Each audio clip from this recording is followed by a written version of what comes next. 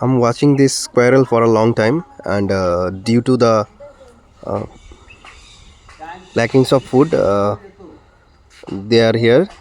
And right now, I'm gonna give some nuts for them. I prepared the nuts for them. Over here are the nuts, and over there I will throw all the nuts.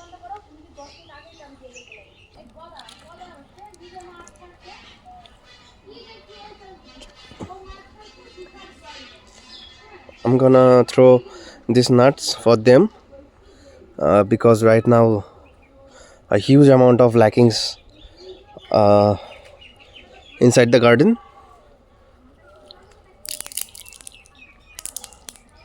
I throw the nuts over here, and already the bird came.